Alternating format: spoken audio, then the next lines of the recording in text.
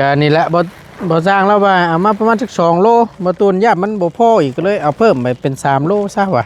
แต่ว่ามันเดือก็ให้มันเดือนิดๆหน่อยๆนะใครกลัวมันบ่พอเฮาเล่นไปเล่นมาเนาะก็ยังดีตอนบ่ไกลแล้วพี่น้องเอ้ย แต่ไกลยังดีแต่มันใกล้มันนั่นพอแห้งแล้วพ่อเอ้ยสบายดีพ่อเอาเจ้าว่าประมาณ2โลบ่เฮาให้3โลโลดเฮายันบ่พอกันไว้ซะแม่นมันหลายเทื่อโดยตัวยาว6 เมตรนาที10บ่โดยนาทีชิปบัดนี้เฮ็ดอันนั้นมันเหยียบมันก็เป็นคางละชาวคางละชาวเช่นหน้าโพด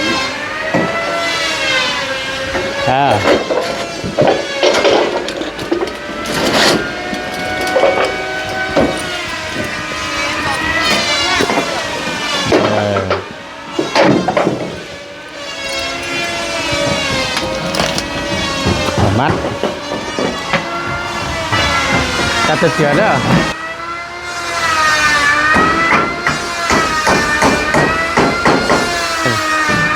เพียงทางนี้ก็ซอยเอา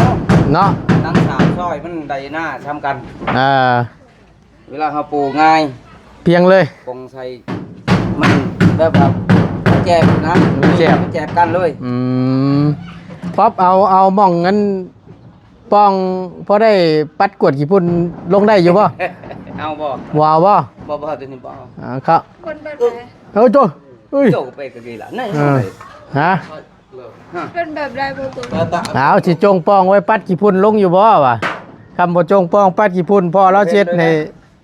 เฮ็ดในเห็นเลยอ๋อจงให้แน่นอนนึงจง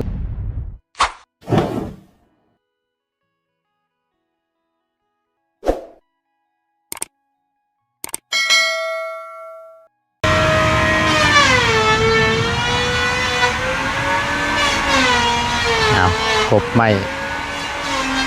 ท่าเนาะพี่น้องบ่ต้นคิดอยู่เมื่อเช้านี่โอ้ยันบ่พอแล้วว่าแม่นได้ดีพี่น้องเลยตะปูเนาะตอกแทนนะลูซิ่งทั้งบ่บุญสารวัตรซื้อมาให้ช่วงเช้า5โลกับบ่พออีกพี่น้องผู้ดีทั้งบ่ต้นก็ได้ถามทั้งพ่อสร้างแล้วแหละว่าถ้าว่าบ่พอแหละให้โทรบอกล่วงหน้าเด้อว่ะพอดีตั้งชงใจตั้งลุงเพิ่มแหละเข้ามาหาทั้งน้องเพิ่นแล้วพอดีตั้งลุงเพิ่มโทรบอกบ่ตุนก็ได้ซื้อเข้ามาให้พี่น้องเลยเนาะก็นี่แหละบ่สร้างแล้วว่าเอามาประมาณสัก2โลบ่ตุนย่ามันบ่พออีกก็เลยเอาเพิ่มไปเป็น3โลซะว่ะแต่ว่ามันเดือก็ให้มันเดือนิดๆหน่อยๆนะใครกลัวมันบ่พอเฮาเล่นไปเล่นมาเนาะก็ยังดีตอนบ่ไกลแล้วพี่น้องเอ้ย แต่ไกลยังดีแต่มันใกล้มันนั่นพอแห้งแล้วพ่อเอ้ยสบายดีพ่อเอาเจ้าว่าประมาณ2โลป่ะเฮาให้3โลโลดเฮายันบ่พอกันไว้ซะมันหลายเทื่อแม่นมันหลายเทื่อแล้ว3ครั้งนี้ได้ชื่อนี่นะพี่น้องเอ้ยเด้อฮะหมอบมันนี่ได้ขาดนะกับผายามันขาดใส่กระป๋าไปสร้างคนบ้านผมบ่มาบ่แม่นอันนั้นตัวที่ว่าแพ้ใส่กับตัวหลังคาตัวน้อยนี่บ่โดยยันมันพระเด้โดยเพิ่นบ่ได้เอามาบ่ซะเนาะเมื่อวานนี่แม่นเห็นบ้านบ่เห็นติ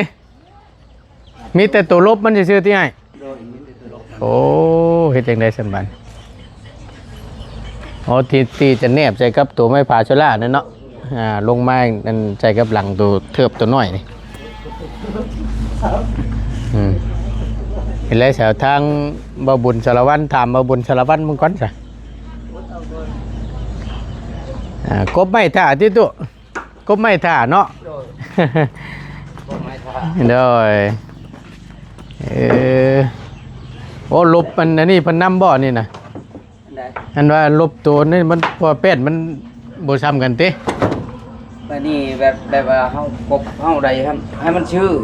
เพื่อสิไปแล้วที่ซอยครบแล้วอยู่ซอยให้มันหน้าซ้ำกันหน้าเดียวกันถ้า18เอา18เบิดเอาเฮาปูนี่เฮาต่อสลับกันเด้มันจะง่ายเนาะง่ายกับงามแล้วมันเพียงกระม่อมเลยแหละนี่เนาะคันบ่เฮ็ดดังนั้นต่อทิ้งแถวเลยโอ้ยบ่คักแม่นบ่เห็นดีนำเฮากะสลับเอาโดย จะรับเอาแล้วถึกแล้วซอยไม่ได้พี่น้องนี่หน้าเห็นบ่มันสิบ่ซ้ำกันมันสิบ่ซ้ำกันมันถ้าพอแล้วสิซอยให้มันเพียงกันเลยแล้วก็จังกบอันนี่คือตัวอย่างมันจังสินี่ประมาณนี้นะพี่น้องซอยแผ่นมันก็สิเสมอกันบัดสิ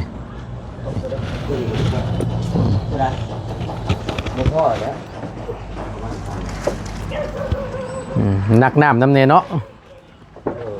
เฮ้ย กับหมอบตัวนั้น ตัวได้ตัว หมอบมันยังน้อยนึงบ่ได้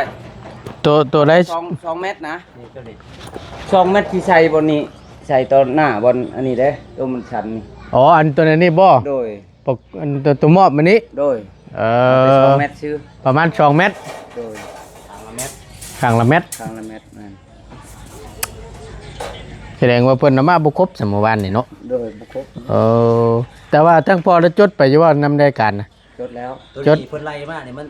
มันมาเสียได้นี่ถ้าเวลาตัดมันถือว่าตรงแรกถือกันนี่มันเสีย อั มัน น นี้ เสียได้ เท่าไรนี่เท่าไรน่ะ เสียที่นี้แต่50 ไปทางนึง 50 แล้วก็ได้ไปทางเดียว ไปทางนึงยังมีอีกอันนึง ยังอีกอันนึงคันว่ายังเม็ดนึงก็ได้เม็ดนึงก็ยังเขาบ่ขายเขาบ่ 8 เม็ดหนึ่งนี่ก็ยังยากอีกแล้ว ยากแม่ เพราะว่าอยู่โรงงานมันตัดมันเนาะมันบ่ได้นะเฮาตัวลบนี่อันนี้พี่น้องไอ้ลบข้างตัวนั้นนะนี่ตัวนี้เราว่าเปาะ โดย ข้างตัวนี้มันนี่โดย ทางนี้ทางนั้นได้แล้ว ข้างนั้นได้เนาะแต่ว่ายังเหลือ ตั ตัว ว น้อ นี้ ยนี่ตัวชั้นกับตัวนั้นกับตัวนี้ช่วงข้างนะ อืม บ่ลบบ่งาม แม่นบ่เข้ากันนิกเนาะ โดย ผัดหมูมันผัดลบไปเลยเนาะแถวข้างมันเนาะผัดข้างนี่ก็ลบผัดตัวนี้มันไปแหวะอยู่เอามีแต่ว่าเดี๋ยวเขาสิโทรหาทั้งบ่บุญสารวัตรเบิ่งให้โดยพี่น้องสบายดีเด้อพี่น้องเด้อสบายดี FC เบิดสุขุสุคนเนาะพบเจอกันมาต่อกันอีกพี่น้องในบ้านนี่ปุริตั้งบ่ต้นก็ได้ซื้อตะปูตอกมาไว้ให้เนาะปุริบ่ต้นเนาะเพื่อ3 โลบาทลองเบิ่งบ่าวตัวโลเอ้ยคำมันบ่พอกันจักคุมเว้าแล้วบาทนี่3 เทื่อแล้วก็สิว่า 3 เทื่อนี่เลยนะเจ้านี่โอ้รวมแล้วนี่10 ปลายพุ่นแล้วนี่เนาะรอบแรก6เนาะรอบ2อีก5ก็เป็น11ของเฮาไม่14เลย14 โลเบิ่ง14 โลนี่สินั่นอยู่บ่ ร้านของแนวมันนี่มันหนักแต่อันนั้นซื่อก้อนยางมันยาง ลูกยางเนาะ โดยตัวนี้ตะปูหันบ่หลายเส้น มันนักน้ำตัวนี้ โดยแม่น หนักหมวกมันทั้ง คำว่าตอกห้างกัน2-3 ลูกปัดมันบ่งามลูกนึง ต้องให้มันเน่นหนาว่าสั้นซะเนาะดีละเอ๊ะ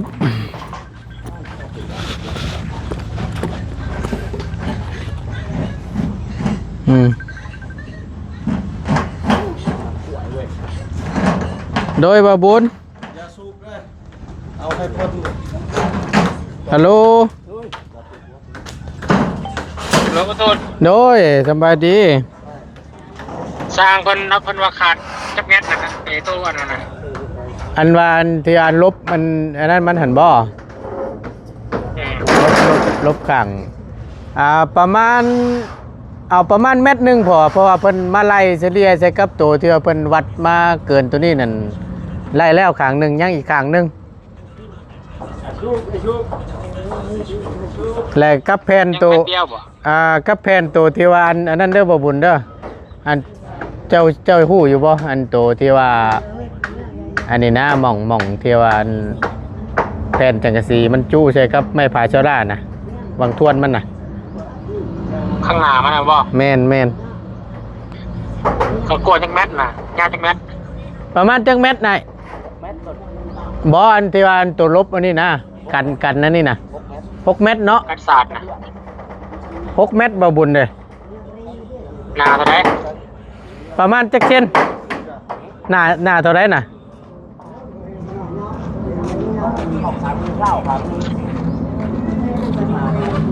เศร้าอะไร ฮะ เศร้าก็2ทางอะไร เช้าไปเลยเนาะ อย่าเศร้าคุณเศร้า เราคุณเช้ากับชีชิปเลย เช้าคุณเช้าบ่ แม่น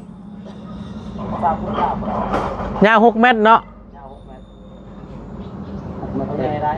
ที่ใหญ่ได้ก็เป็นบุญ ไล่เบิ่งครับมึงดูซะ ยาว6 เมตรหนา40บ่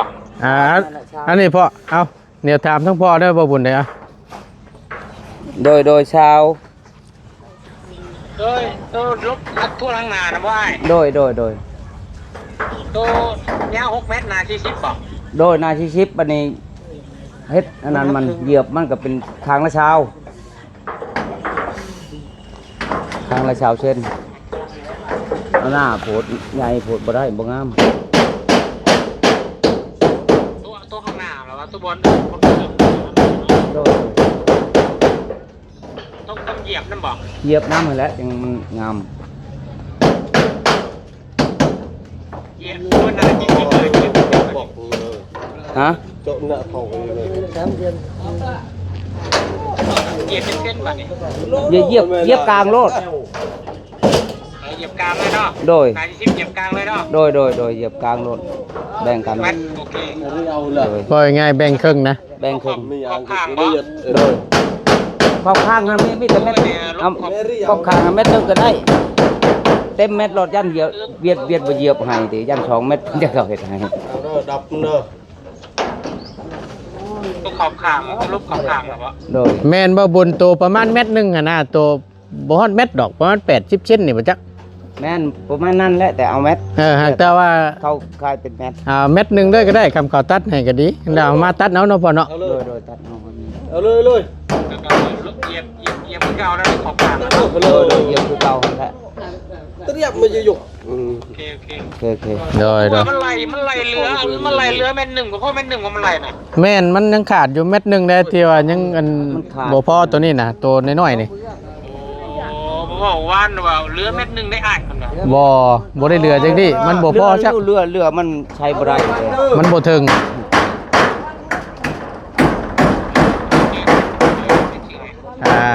เป้าใส่มันนี่เลยบ่ ว่ามื้ออื่นก็ได้มื้ออื่นก็ได้มื้อนี้สิมุงให้มันแล้ว ส่วนไม้ได้ไม้มืออื่นได้บ่ไม้น่ะ ได้มื้ออื่นก็ได้โอเค เจ้าให้สั่งไม้48 22โตบ่ โดยกับไม้5 หากุศล2โต 2โตโดย โอเคเดี๋ยวมือเราจัดการหาวันเสาร์เด้อ โอเค อยู่ดูเมืองน้องเห็นนะ โอเคบ่บุญโดยขอบใจได้โดยพอดีทั้งบ่บุญโทรมาพอดีพี่น้องบ่บุญชลวัน ขอเสื้อเธอได้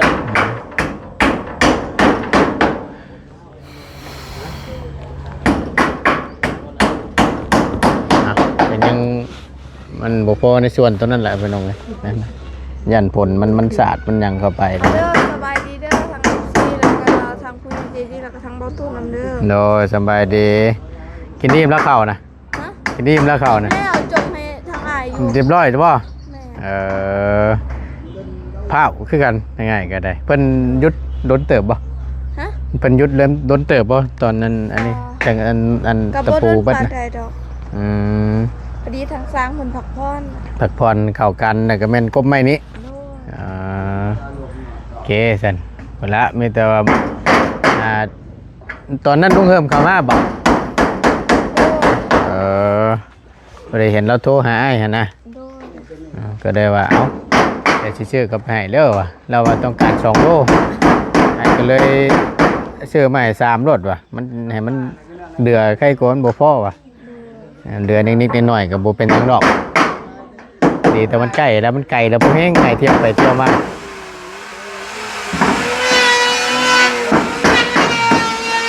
นี่แหละเป็น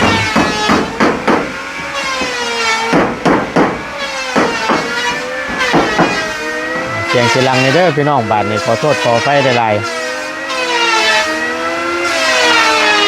แบ่งหน้าที่กันละยังเดือว่าจะเป็นน่ะฮะเรียกจองแฟนบ่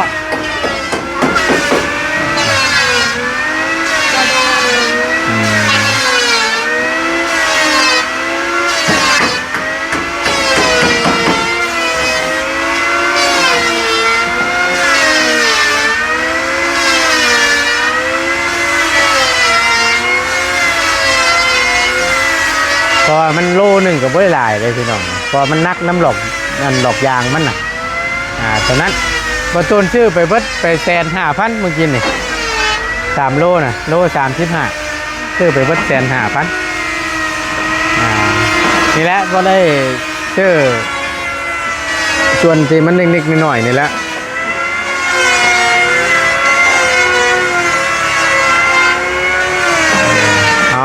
เอาไม่เสีย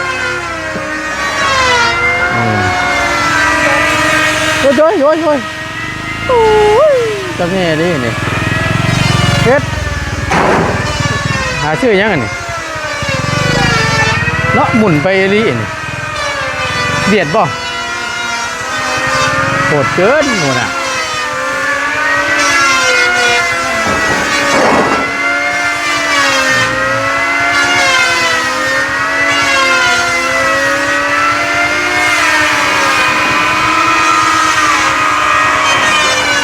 ประมาณสัก2 แฟนเนาะ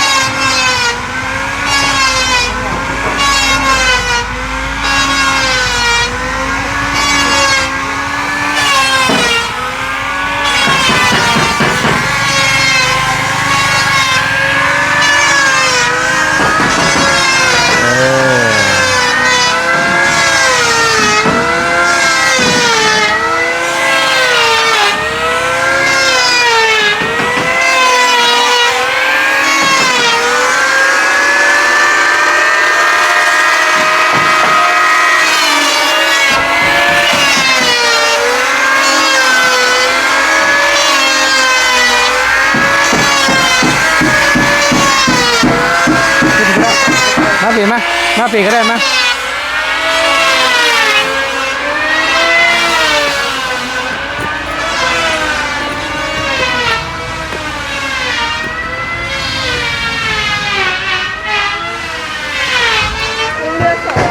ฮะเดี๋ยว2 แผ่นบ่เดี๋ยวเบิ่งแป๊บนึงเดี๋ยวเสียนะสิซอยจับนิดหน่อย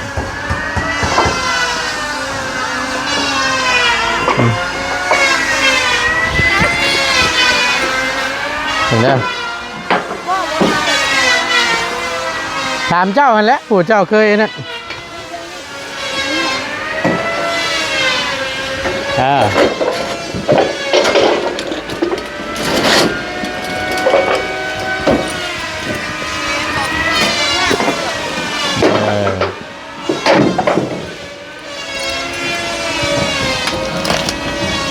มัด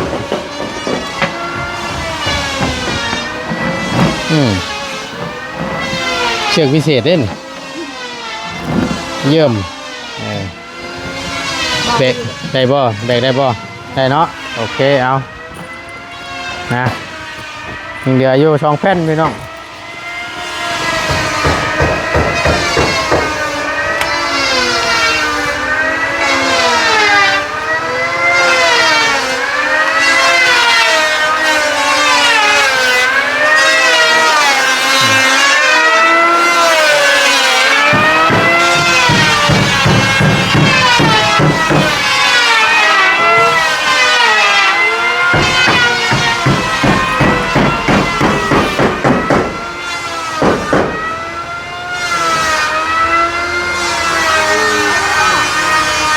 ได้บ่จับเจือเด้อ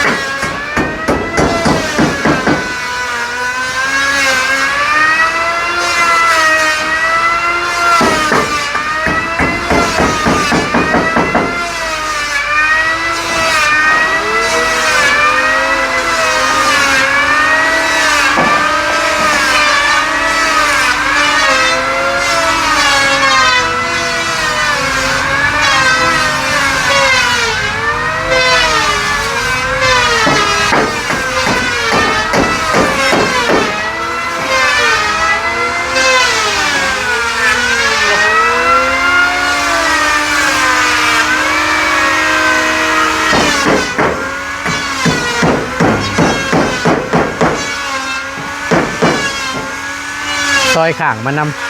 ำซอยข่างมันนำนะแต่ละแผ่นนั้นพอดีกันเลยนะ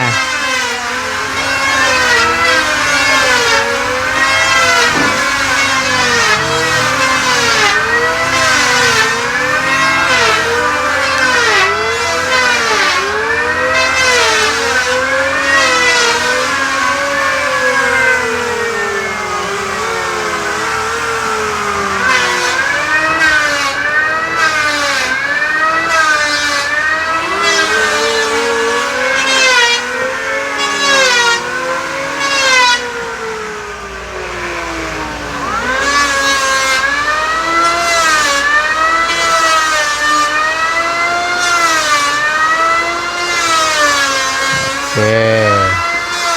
เอาสาดจังหน่อยนึงแต่คนไม่เพิ่นไอ้มันนี่ก็แล้วหรอกแต่จะมีเชือกบ่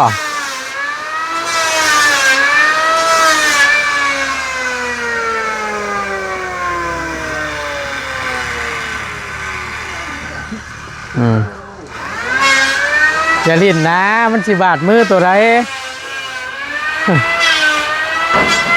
มันโมมัน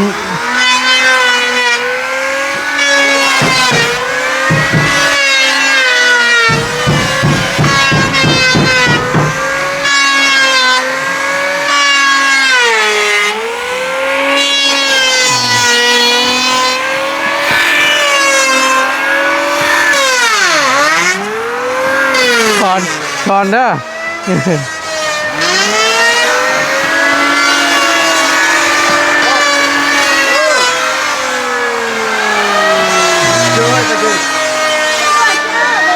คือกับบ่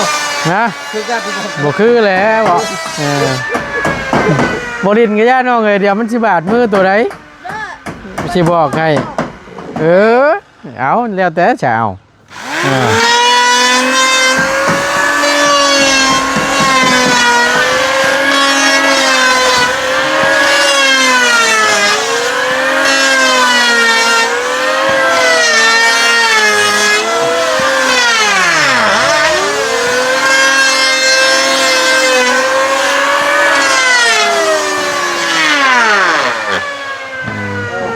พอซะพอให้เพิ่นเฮ็ดนั่นให้บ่าวตะโลเฮ็ดซะ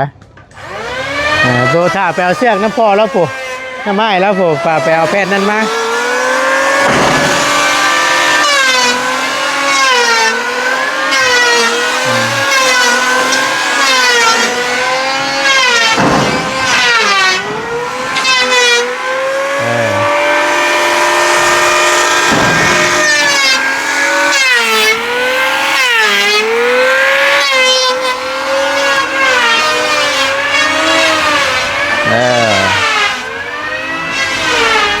ส่วนไม้นี่ก็เนาะไว้ห่างๆเด้อน้องเด้อเตะเขานี่โอ้โหพอแห้งแล้ว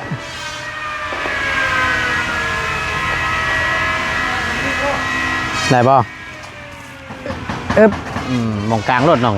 กลางรถเอาขับมาเอา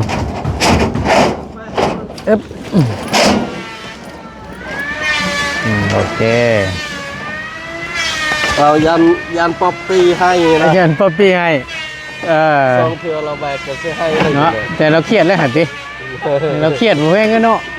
จักเจ้ายังเล่นอยู่อ่ะสนุกเอาไปตั้งแต่เช้านี่ไม่คนบอกแบบนี้เพิ่นมาวันท้ายเด้อเนาะแม่โอเคพี่น้องเอ้ยเบี้ยไม้หันมันอ่อนเรื่อยหันม่วนแนวมันแหละ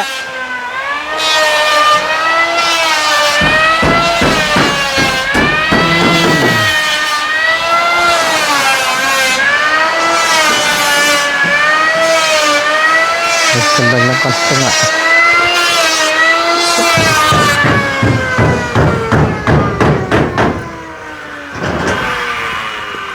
คือสิพ่ออยู่ดอกบานนี่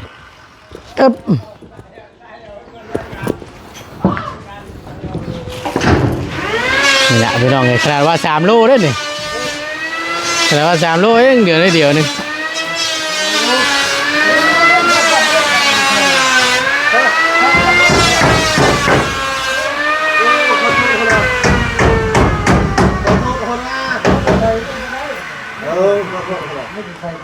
ตลาดสิบจังได้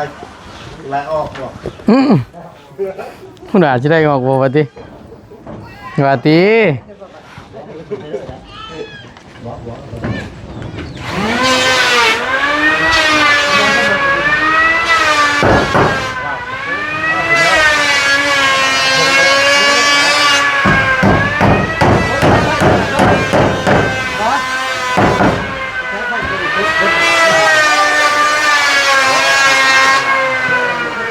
ตั้งเลยเกี่ยวกับคน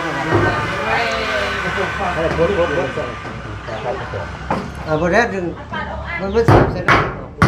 ลงมันก็เสียเต็ม ตักไทยบ่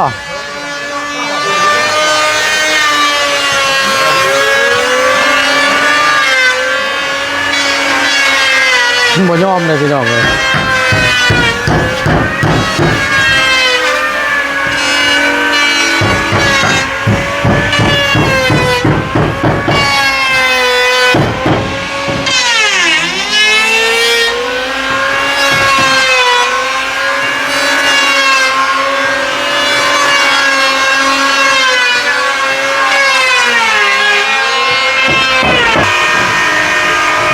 แผนสุดท้าย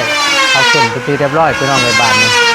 คือว่าปิดจ็อบได้ก็ว่าได้แหละเนาะเอาแผ่นนี้ขึ้นก็มันใส่แผ่นลมถังนี่มันจบเนาะแต่พร้อมกับตัวนี้นิดนึงคือว่าสมบูรณ์แบบแล้วบ่ต้นกัน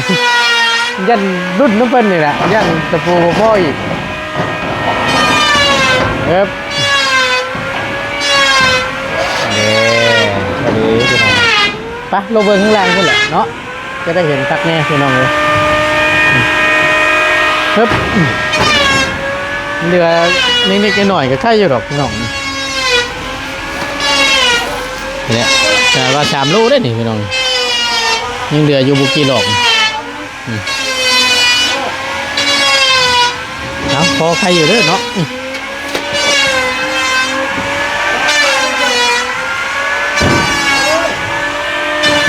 เ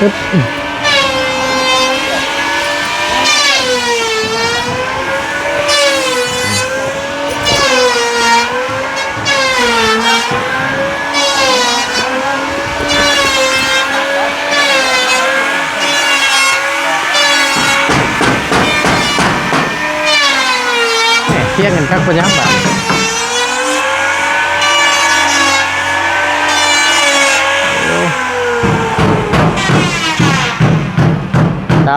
แต่ว่าเกียนนี่ออกนี่เวลาปูนี่ก็สบายเจ็บมับได้เลยเนาะพอเนาะมันเสมอกันได้เลยพี่น้องเลยลบเหลี่ยมมันแหละว่าสั้นช้าบ่จำเป็นใช้แม่แรงก็ได้เนาะมันเอานิบเลยเลยเพียงทางนี้กับซอยเอาเนาะทั้ง3ซอยมันได้หน้าทำกันเวลาเขาปูง่ายเพียงเลยปงใส่มันแบบแจบนะแจบกันเลยป๊อปเอามองงั้นป้องพอได้ปัดกวดกี่พุ่นลงได้อยู่ป่ะเอาบ่ว้าวป่ะบ่ตัวนี้บ่ครับคนแบบไหนโจ้โจ้ไปก็ดีละนี่ฮะเป็นแบบไรประตูเอาสิจงป้องไว้ปัดกี่พุ่นลงอยู่บ่วะคำบ่จงป้องปัดกี่พุ่นพอเราเช็ดใน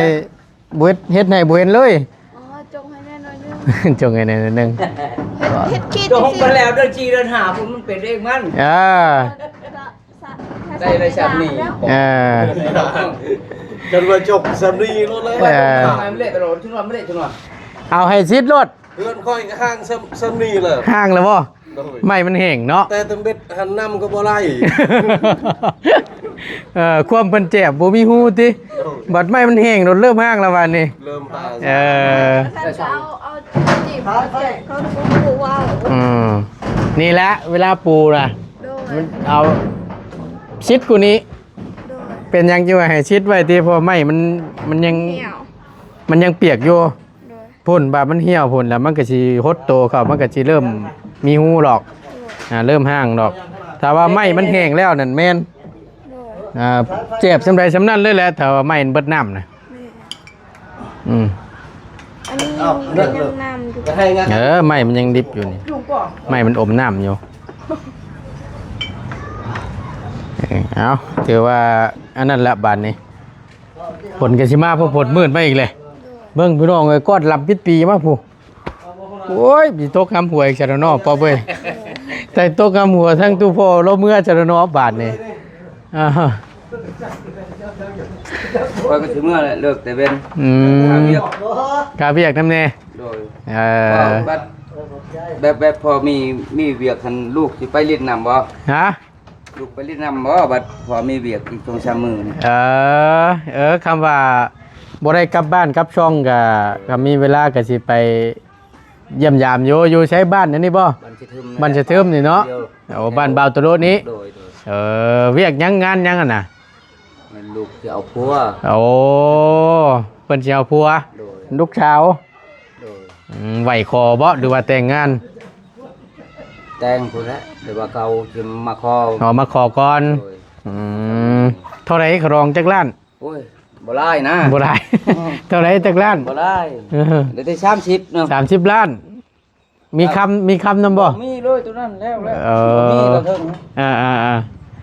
งัวเลย งัวตัวนั้นได้ โอ้ บ่ได้ตัวนั้นมันปิดอยู่น้ำฮีดแต่ โอ้แต่ว่ายกเว้นแต่ว่าคำเนาะ โดย ตอนนี้บ่มี โอ้30 ล้านนี่ก็ห่วยหลายเติบได้เนาะ อยากได้หลายเขาบ่ได้ โดยสัมบัติชาวเมืองเนาะพ่อเนาะสัมบัติชาวเมืองนั่นแหละตัวได้จะป๊อบจักล้านตัว โอ้โหเนาะ โอ้โห มีคนเอา บ่มีคนเอาเอ้ยเอาอดเอาเนาะบ่ต้องย่านดอก หาเงินหาคำให้มันได้แหละต้องเอาผัวนั่นเอาเกียร์ไม่ก่อนพี่น้องเอ้ย ข้างนั้นก็ใช้ที่สบายต่อข้างนั้นก็ใช้สบายต่อตอกอันนี้แหละตอกไม่ เอ่อ มันอยู่สิบโมงเจ้าเลยว่ามันอยู่สิบโมงเศร้าอย่างนั้นนะงามจะเห็นบอกบ่จะเกินงามตาย เอาเกียร์ไม่ก่อนพี่น้องเอ้ยโอเคพี่น้องเอ้ยมีแต่ว่าให้ทางง่ายเราใส่ตัวนี้ก่อนแล้วก็พร้อมแผ่นลมแล้วก็ตอกแผ่นนั่นก็แม่นจบเนาะก็ถือว่าสมบูรณ์แบบแล้วป่านนี้ยังเดือกับบริลายเนาะไปสันจังใดกันทั้งบนต้นก็จะได้ขอจบคลิปปิดคลิปลงไว้เพียงเท่านี้ก่อนเนาะขอบคุณหลายๆพี่น้องเอ้ยเล่นหน้าเล่นหลังบนต้นกันเลย เด้งมือน้ำจางเพื่อนน้ำเนาะบ่เป็นหยังพี่น้องเอ้ยตอนชวนใดเที่ยวเล่นได้เขาก็เล่นเนาะบ่นักบ่นาเขาก็ซื้อมาให้มันทวงมันทันนี่แหละเนาะไปอยู่ดีมีแฮงพี่น้องโชคหมันร่ำรวยเด้อพี่น้องเด้อสบายดีเด้อ แบนเดียวแล้วกันนั้น